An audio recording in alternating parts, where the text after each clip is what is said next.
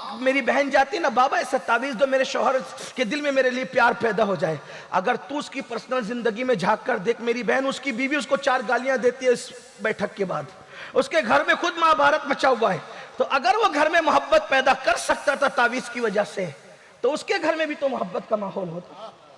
अगर वो तुझे रिस्क दिला सकता था तो 50 रुपए का तावीज लेकर के क्यों बैठता दीन बेचने के लिए? क्या वो खुद रोजी नहीं कमा सकता था? क्या अकल पे पत्थर पड़े?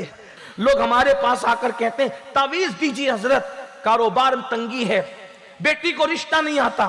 मैंने कहा हमसे बेहतर तावीज लिखने वाले कब्रों में सो रहे हैं जो सदियों पहले आए थे। उनकी निगाही तावीज थी, लेकिन पहले इतने तावीज नहीं मांगे जाते थे जितने आज मांगे जा रहे हैं। क्यों? पहले लोग इतने परेशान नहीं रहते थे जितने आज परेशान है। तो लोग क्या कहते हैं, हमको किसी ने कुछ कर दिया इसलिए कारोबार नहीं चलता, हमको किसी ने कुछ कर दिया फैक्ट्रियां बंद हो रही है, हमको किसी ने कुछ कर दिया कारोबार बंद हो रहा है, हमको किसी ने कुछ कर दिया बेटी को रिश्ते नहीं आते, हमको किसी ने कुछ कर दिया औलाद नहीं हो रही है। मैं कहता हूं नादान, किसी ने कुछ नहीं किया, हमने खुद किया है। जिस घर में जिना के मनाजिर देखे जाए उस घर के अंदर तंगी नहीं होगी तो क्या होगा? अगर फैक्ट्रियां बंद हो रही है तो किसी ने कुछ नहीं किया, हमने अपने हाथ से अपने पैर पे कुल्हाड़ी मारी। जो कौम खुदा की नाफरमानी करती है अल्लाह उसकी रोजी को तंग कर देता है। अल्लाह ताला उस कौम को तंग कर देता है, उस पर रोजी तंग कर देता है। लोग कहते हैं हमारे घर में ऐबी बच्चे पैदा होते हैं। मैंने कहा 2 वजह आई हदीस में ऐबी बच्चे पैदा होने की। इससे किसी में शक नहीं करना किसी के ऐबी बच्चा पैदा हो जाए, अल्लाह का इम्तिहान भी हो सकता है, लेकिन 2 वजह है। अल्लाह के रसूल अलैहिस्सलाम फरमाते हैं कि जिस कौम के अंदर सूद आम होगा वहां पागलपन आम होगा, पागल बच्चे पैदा होंगे। और जो कौम में जिना आम होगा वहां लंगड़े लूले बच्चे पैदा होंगे। आप कहां, हम कहां हैं? क्या आपने जादूगरों को खुदा से ज्यादा पावरफुल समझ लिया? इन जादूगरों की औकात क्या है?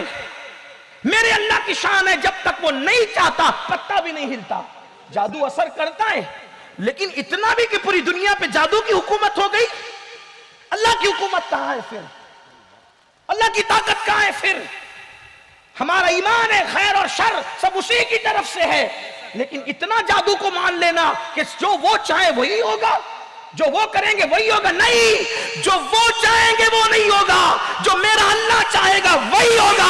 अच्छी तरह याद रखना, अगर मेरा अल्लाह चाहे 70,000 जादूगर आते हैं और एक अल्लाह का सच्चा बंदा मूसा की शक्ल में आता है तो जादूगर मूसा को कुछ नहीं कर पाते। मूसा के जरिए से 70,000 को ईमान की दौलत नसीब हो जाती।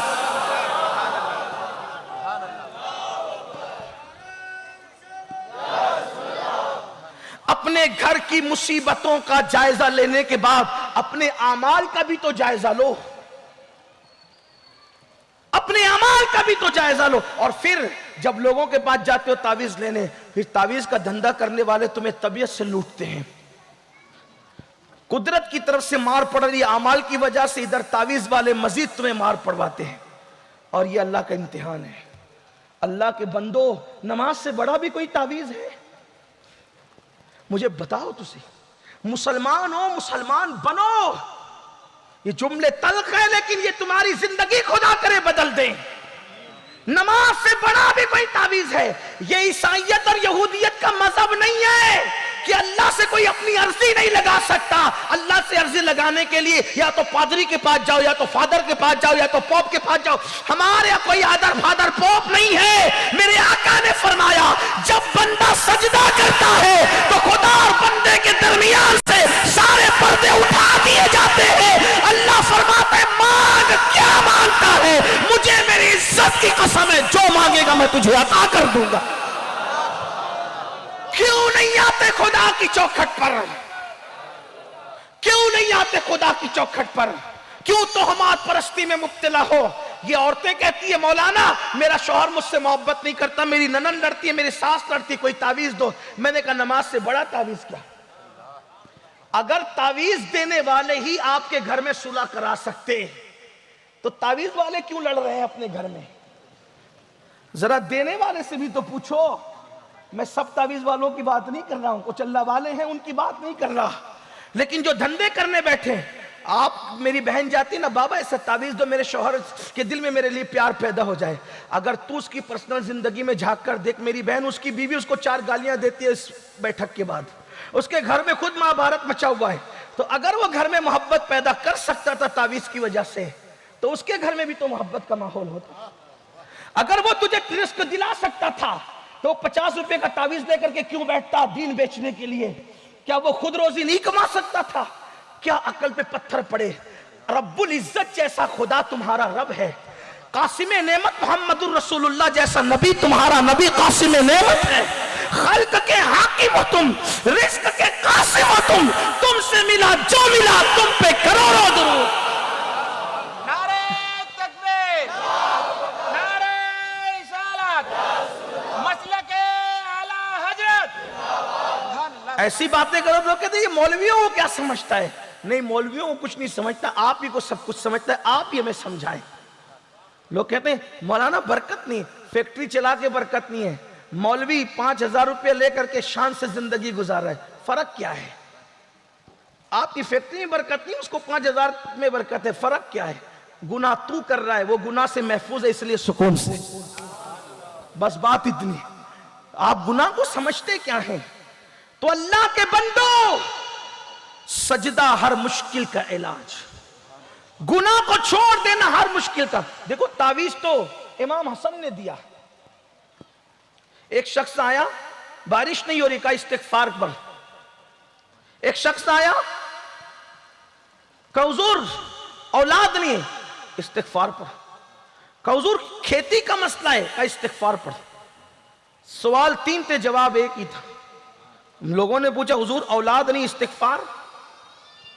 अब देखो, किसी को इस्तिगफार वाला वजीफा देखो तो नहीं हजरत आप ही कुछ लिख के दो, मैंने नहीं कुछ करना।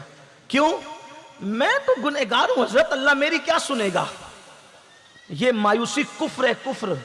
जब मैं खुदा की रहमतें सोचता हूं तो मुझे हैरत होती है। देखो आपको ही बताता हूं, शैतान जिंदा है कि मर गया? कुछ मालूम भी है? बोलो ना भाई, जो इल्म है बोलो तो सही, है कि मर गया? अरे मर जाता तो इतने फितने क्यों होते? फिर मुझे नमाज की तकरीर की जरूरत क्यों पड़ती? सुलह सपाटे की जरूरत क्यों पड़ती लोगों को? शैतान है कि मर गया? बोलो भाई, बोलो ना। अगर इल्म में तो बोलो, मर गया तो मर गया। तो मुझे ही बता दो शैतान की कब्र कहां है पाली वालों? भाई है कि नहीं? वो जिंदा है। और कब तक जिंदा रहेगा? कयामत तक। क्यों जिंदा रहेगा कयामत तक? क्यों? अल्लाह के नजदीक शैतान से बढ़ के कोई मरदूद है? बोलो, नहीं है। फिर क्यों जिंदा रहेगा? जिंदगी किसने दी? बोलो, बोलना पड़ेगा, बारिश का असर होने नहीं देंगे।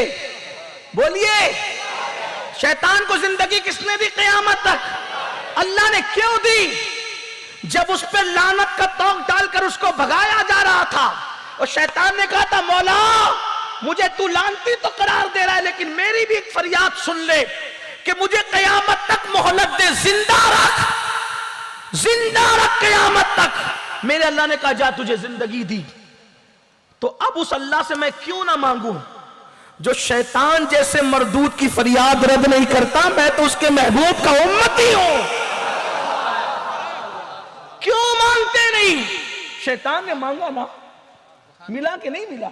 जो खुदा शैतान को दे, जरा सोचो तो सही, जो खुदा शैतान को दे उसको दी, और कितनी बड़ी मोहलत दी, कयामत तक जिंदगी दी। आप क्या समझ रहे हो खुदा की रहमतों को? हमने खुदा की कद्र नहीं की। वमा क़दरुल्लाह हक़्क़ क़द्रिह, तुमने अल्लाह की वो कद्र नहीं की जो कद्र करने का हक था। हर अरे गहरे नत्तू खैरे के पास गए, कभी उसकी चौखट पे तो आओ। अपने जैसे मोहताजों के पास गए, जरा उसकी चौखट पे तो आओ। लोग कहते हैं हम गुनहगार है, वो क्या सुनेगा? मैंने कहा जैसे वो नेकों का खुदा है वैसे वो हम गुनहगारों का भी खुदा है। वो जैसे नेकों की सुनता है गुनहगारों की भी सुनता है। बल्कि हमारे सूफिया तो यहां तक फरमाते हैं जब नेक कहते या अल्लाह तो एक बार कहता है लब्बैक या अब्दी, और जब मुजरिम और गुनहगार कहते हैं या अल्लाह, तो 3 बार कहता है लब्बैक या अब्दी, लब्बैक या अब्दी, लब्बैक या अब्दी। फरिश्ते कहते हैं नेक पर 1 बार और गुनहगारों पे 3 बार। तो जवाब मिलता है फरिश्तों, जब नेक पुकारते हैं तो दिमाग में कहीं ना कहीं नेकी का तसव्वुर होता है, लेकिन जब पापी पुकारता है तो वो सिर्फ मुझी पे भरोसा करके पुकारता है।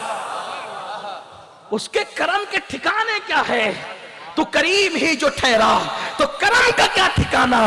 तू नवाजने पे आए तो नवाज दे ज़मान। मेरे कौम के जवानों, क्या नहीं है जो खुदा के यहां नहीं मिलता। मोहम्मदुर रसूलुल्लाह का वसीला देकर मांगो, पंजतन का वसीला दे के मांगो, गौसो खाजा का वसीला दे के मांगो, खुलफाए राशिदीन का वसीला दे के मांगो।